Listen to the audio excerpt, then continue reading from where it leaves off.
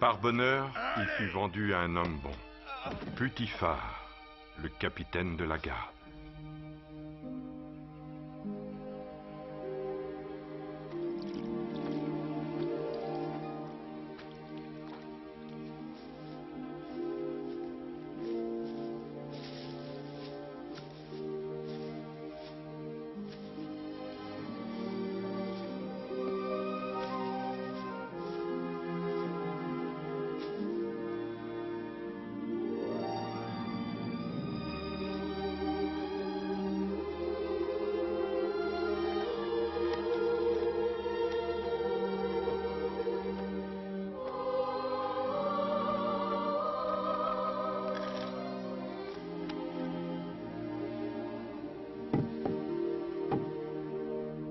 Rapidement, Putiphar apprécia l'ardeur au travail de cet esclave hébreu.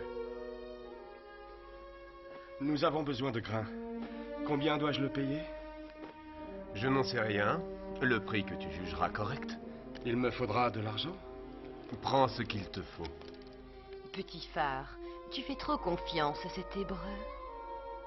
Pas du tout. C'est la première fois que ma maison est bien gérée. Pharaon m'attend. Prends de nouveaux esclaves pour les écuries, Joseph. Nous les paierons le prix que tu décideras. Pourquoi cet hébreu a-t-il fini en prison s'il est si bon? À cause de la femme de Putiphar. Tu veux dire que... C'est ce que Putiphar voudrait que l'on croie. Mais la vérité, c'est une toute autre histoire.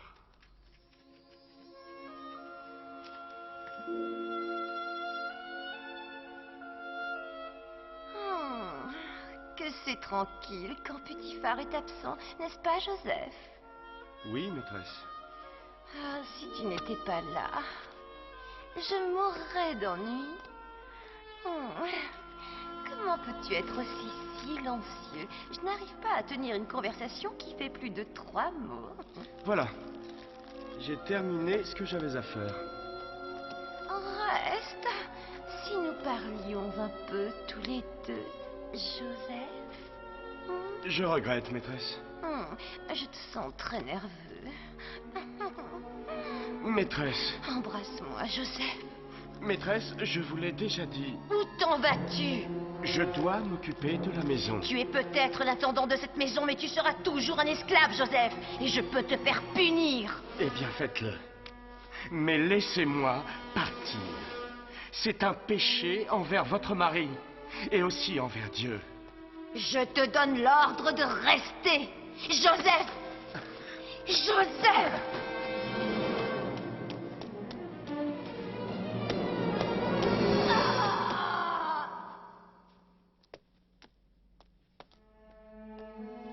Tout va bien, maîtresse? Qu'est-il arrivé? On m'a attaqué. Attaqué? Mais par qui? Qui a osé? Joseph. C'est Joseph. Joseph? C'est impossible. Je suis sûre que c'était lui. D'ailleurs, n'est-ce pas son manteau?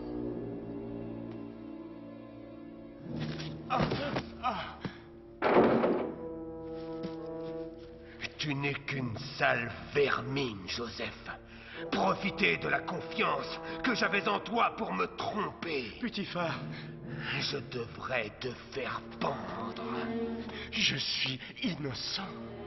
Les démons te jugeront coupable. Pain sec et eau, c'est tout.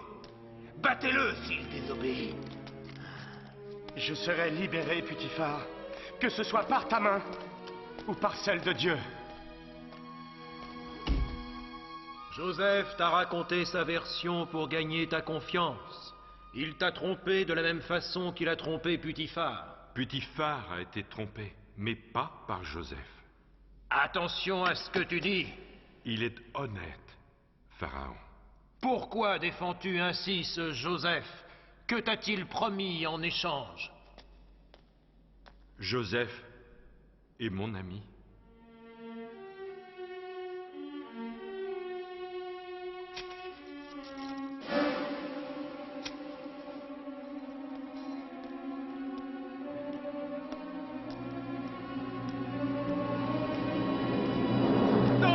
Attention!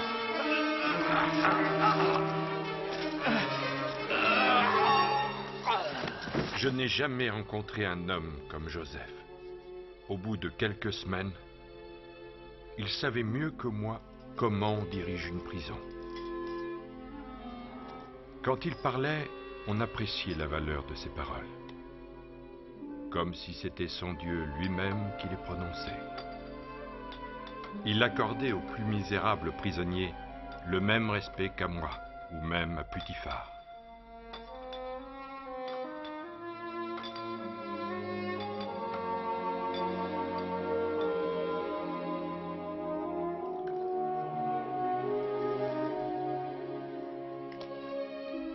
Depuis 10 longues années, il n'a plus vu sa famille.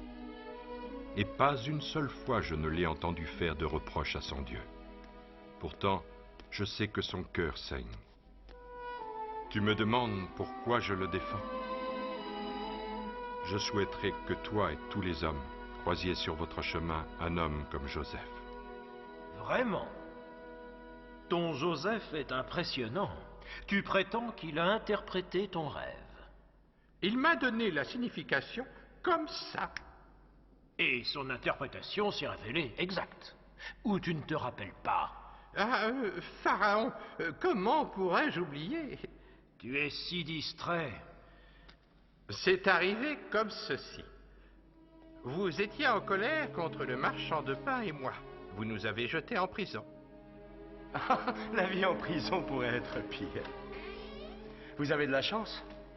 Pourquoi êtes-vous si triste? L'autre nuit, nous avons fait d'étranges songes.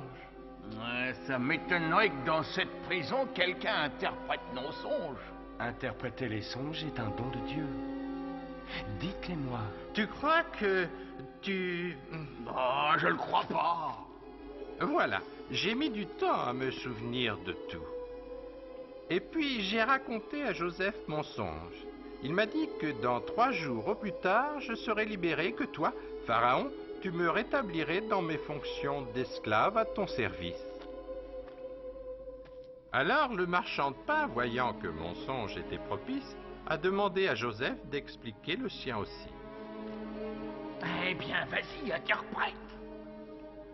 Dans 3 jours, toi aussi tu sortiras de cette prison. Ah, je savais qu'on me pardonnerait. Tu seras pendu. Si tu te souviens, Pharaon, c'est ce qui s'est passé. 3 jours plus tard, tu les as fait sortir. Et j'ai retrouvé ma place.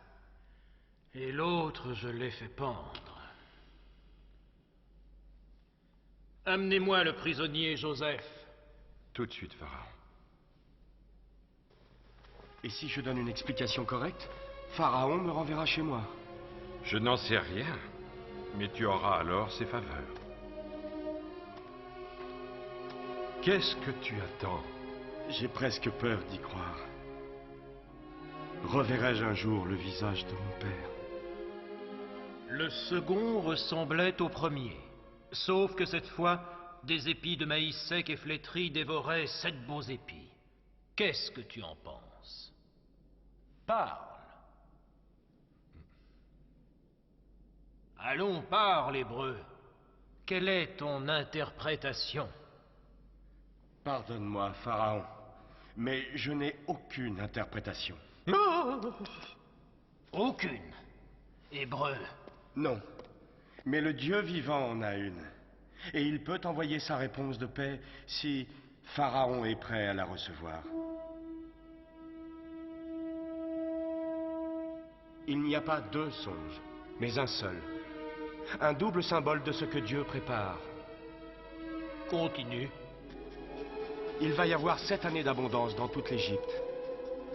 C'est la signification des 7 vaches grasses et des 7 gros épis de maïs. Et le bétail famélique. Et les épis flétris. Il y aura ensuite 7 années de famine. Très pénible. Cela épuisera l'Égypte. 7 années de famine. 7 années, c'est terrible. Nous sommes perdus.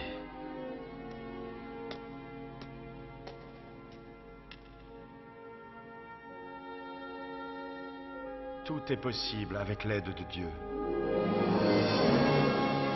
Il faut diviser le royaume en sections et nommer un gouverneur pour chacune d'elles.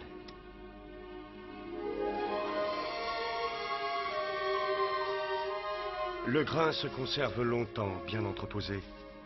Il faudra construire des entrepôts. Pendant les 7 années d'abondance, il faudra conserver 1/5 des récoltes. Il y a tant à faire, beaucoup trop. Ça dépasse de beaucoup mes compétences. Tu as trop d'occupations, Pharaon. Trouve un homme intègre et sage à qui tu confieras la charge de cette tâche. Oui, oui, il se trouvera bien quelqu'un qui... Il n'existe personne aussi intègre et sage que toi-même. Tu accorderais à un Hébreu une telle position? Je suis le Pharaon. Je fais ce que je veux. Je suis honoré, Pharaon. Mais mon père et ma famille, j'attends depuis... Reste et découvre mon royaume à travers cette famine. Ne m'oblige pas à insister.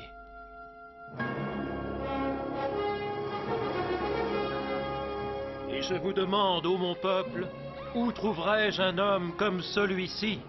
Un homme animé par l'Esprit de Dieu.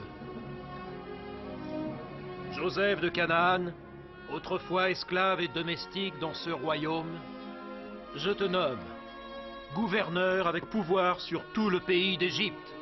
Moi seul, Pharaon, aurai préséance sur toi.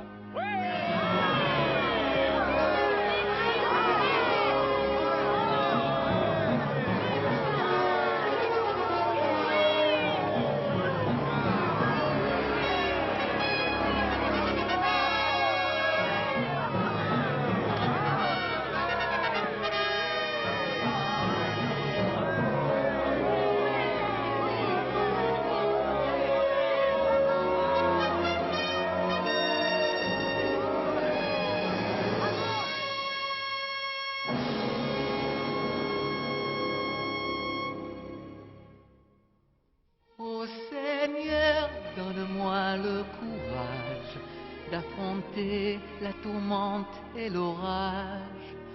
Aide-moi à porter mes souffrances. En toi j'ai placé ma confiance.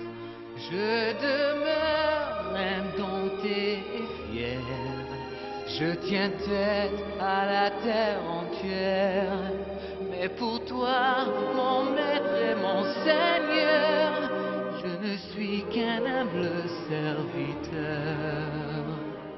Même si on enchaîne ma liberté de toutes les prisons, mon cœur à la clé, même avec de l'or, même avec des armes, nul n'est assez fort pour éteindre le feu de mon âme. Je demeure indompté et fier, je tiens tête à la terre entière, mais tu es le maître en qui je crois, et mon cœur ne servira que toi.